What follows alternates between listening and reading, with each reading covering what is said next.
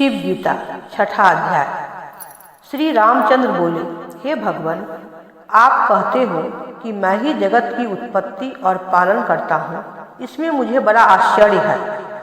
स्वच्छ स्फटिक मणि के समान जिनका शरीर और 3 नेत्र तथा मस्तक पर चंद्रमा है, ऐसे आप परिच्छिन्न और पुरुषाकृति मूर्ति धारण किए हो और पार्वती सहित प्रमथ आदि गणों के साथ यहीं विहार करते हो।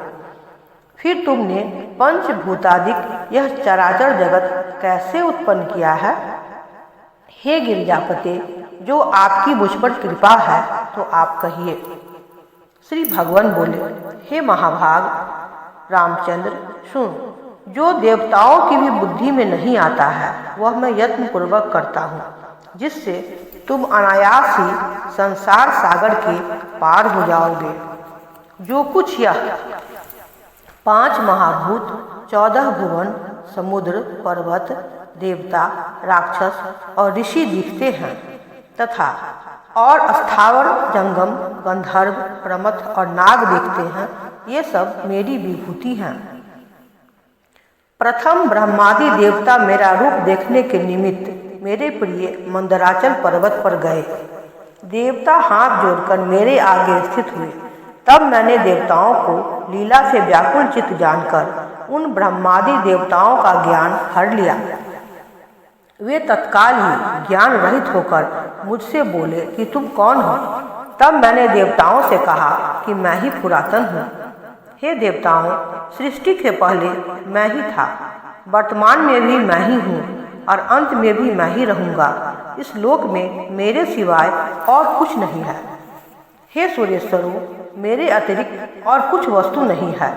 नित्य अनित्य भी मैं ही हूँ तथा मैं ही पाप रहित वेद और ब्रह्मा का भी पति हूँ। मैं ही दक्षिण, उत्तर, पूर्व, पश्चिम हूँ। हे सूर्येश्वरों, ऊपर नीचे, दिशा विदिशा सब मैं ही हूँ। सावित्री, गायत्री, स्त्री, पुरुष, नपुंसक, त्रिष्टुप, जगती, अनुष्टुप और पंक्ति छंद भी मैं ही हूँ तथा मैं ही तीनों वेदों में वर्णन किया गया है। मैं ही सत्य स्वरूप माया के विकार से रहित हूँ। सब प्रकार शांत, दक्षिणाग्नि, गाढ़िपत्य, आहवनीय 3 अग्नि स्वरूप हूँ। गौ, गुरु में गुरुता, वाणी का रहस्य, स्वर्ग और जगत का पति मैं ही हूँ। मैं ही सबसे ज्येष्ठ, सब देवताओं में श्रेष्ठ, ज्ञानियों में पूज्य, सब जनों का स्वामी सागर मैं ही हूँ। मैं ही अर्चा के योग्य, षडंग ऐश्वर्य संपन्न, तेज, स्वप्न और उसकी आदि वायु भी मैं ही हूँ। मैं ही ऋग्वेद, यजुर्वेद, सामवेद और श्रेष्ठ आंगिरस अथर्ववेद हूँ। मैं ही स्वयंभू हूँ। इतिहास, पुराण, कल्प और कल्प का ऋषि, नराशंसी नामक रुद्र तत्व का प्रतिपादन करने वाली गाथा तथा उपनिषद, यह सब मैं ही हूँ। श्लोक, सूत्र तथा अनुव्याख्या मैं हूँ। व्याख्यान, पराविद्या, यज्ञ, होम, आहुति भी मैं ही हूँ। दान के पदार्थ दान देना, यह लोक तथा परलोक में अविनाशी मैं ही हूँ। ये सभी भूत क्षर हैं तथा सबके हृदय में वास करने वाला खग जीव भी मैं ही हूँ। सभी वेदों में जो गूढ़ है, निर्जल स्थानवासी तथा जन्म रहित है, वह भी मैं ही हूँ। पुष्कर, पवित्र, सबके मध्य और बाहर भीतर तथा आगे अविनाशी मैं ही हूँ। ज्योति, अंधकार, तन्मात्रा, इंद्रियां, बुद्धि, अहंकार तथा विषय मैं ही हूँ। ब्रह्मा, विष्णु, महेश्वर, उमा, स्कंद, गणपति, इंद्र, अग्नि, यम, नैऋति, वरुण, वायु, कुबेर, ईशान, भुः, भुवः, स्वः, मह, जन, तप, सत्य, पृथ्वी, जल, वायु, आकाश, सूर्य, चंद्रमा, ग्रह, नक्षत्र, प्राण, काल, मृत्यु, अमृत तथा भूत प्राणी मैं ही हूँ। वर्तमान और भविष्य मैं ही हूँ। संपूर्ण विश्व रूप भी मैं ही हूँ। ओंकार के आदि और मध्य में भूर्भुवः स्वः मैं ही हूँ और गायत्री शीर्ष जपने वालों का विराट स्वरूप भी मैं ही हूँ। भक्षण, पान, कृत, अकृत तथा पर अपर मैं ही हूँ। और सबका आश्रय मैं ही हूँ। मैं ही जगत का हित, अक्षर, सूक्ष्म, दिव्य, प्रजापति, पवित्र, सोम, देवता, अग्राह्य और सबका आदि मैं ही हूँ। मैं ही सबका उपसंहार करने वाला पर्वत, सागर इत्यादि, गुरु वस्तु और प्रलयकालिक अग्नि, सूर्यादि तेज, इन सब पदार्थों में विद्यमान हूँ। मैं ही सब प्राणियों के हृदय में स्थित देवता प्राण रूप से स्थित हूँ, जिसका सिर उत्तर को और जिसका पाद दक्षिण को और जिसके अंतर मध्य में है, ऐसा त्रिमात्मक ओंकार मैं ही हूँ। जिस कारण से मैं जप करने वालों को स्वर्गादि लोक को ले जाता हूँ, पुण्यशील पुरुषों को नीचे ले जाता हूँ, इस कारण मैं एक निरंतर नित्य सनातन ओंकार हूँ। यज्ञ कर्म में ब्रह्मा नामक ऋत्विक होकर ऋग, यजु और साम के मंत्र ऋतुजों को देता हूँ, इस कारण मैं ही प्रणव रूप हूँ। जिस प्रकार मांस पिंड में तेज आदि व्याप्त होकर भक्षण करने वाले की सब देह को व्याप्त हो जाता हूँ, इसी प्रकार सब लोकों में मैं सर्वव्यापी हूँ। ब्रह्मा, हरि भगवान और दूसरे देव भी मेरा आदि और अंत नहीं ऐसा जानते हैं, इस कारण से मैं अनंत हूँ। गर्भवास, जन्म, जरा, मृत्यु से भरे हुए इस संसार सागर से मैं भक्तों को तार देता हूँ, इस कारण मेरा नाम तारक है। 4 प्रकार के देहों में मैं जीव रूप से वास करता हूँ और उनके हृदय आकाश में सूक्ष्म रूप होकर वास करता हूँ, इसलिए मैं सूक्ष्म कहलाता हूँ। महाअंधकार में मग्न हुए भक्तों के उद्धार करने के निमित्त बिजली के समान दीप्तिमान निरुपम तेज रूप प्रकट करता हूँ, इस कारण मैं विद्युत स्वरूप हूँ। जिस प्रकार मैं एक ही लोकों का उत्पन्न करता और संहार को लोकांतर में पहुँचाता हूँ और ग्रहण करता हूँ, इस कारण से मुझे स्वतंत्र और एक ईश्वर कहते हैं। प्रलय काल में कोई दूसरा स्थित नहीं रहता, केवल मैं ही तीनों गुणों से परे स्वयं ब्रह्म रुद्र स्वरूप सब प्राणियों को अपने में लै करके स्थित होता हूँ। मैं ही सब लोगों की ईशनी अर्थात सब लोगों को स्वाधीन रखने वाली शक्तियों से स्वाधीन रखता हूँ, उन पर सत्ता चलाता हूँ, इस कारण सर्वद्रष्टा सबका चक्षु मैं ईशान कहलाता हूँ।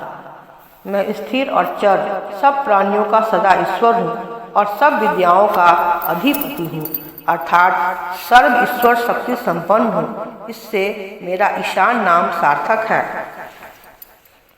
मैं समस्त अतीत और अनागत पदार्थों को आत्मज्ञान से देखता हूँ। इस प्रकार साधन संपन्न पुरुष को आत्मज्ञान रूप योग का उपदेश करता हूँ और सब में व्यापने से मैं भगवान ऐश्वर्यवान हूँ।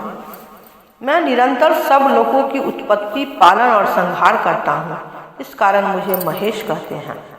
महत् पुरुषों में आत्मज्ञान और अष्टांग योग से जो महिमा विद्यमान है और जो सब पदार्थों को उत्पन्न करके रक्षा करता है, वह महादेव मैं ही हूँ। मैं ही श्रुति प्रतिपादित एक देव संपूर्ण दिशाओं में वर्तमान हूँ। मैं ही सबसे प्रथम गर्भ में वास करने वाला, गर्भ से निकलने वाला और पीछे उत्पन्न होने वाला हूँ। मैं ही संपूर्ण लोक हूँ और सब दिशाओं में मेरा ही मुख है। सर्वत्र मेरे नेत्र, सर्वत्र मेरा मुख, सर्वत्र मेरी भुजा और सर्वत्र मेरे चरण हैं। मैं ही भुजा और चरणों से स्वर्ग और भूमि को उत्पन्न करता हूँ, वह एकमात्र देव स्वरूप हूँ।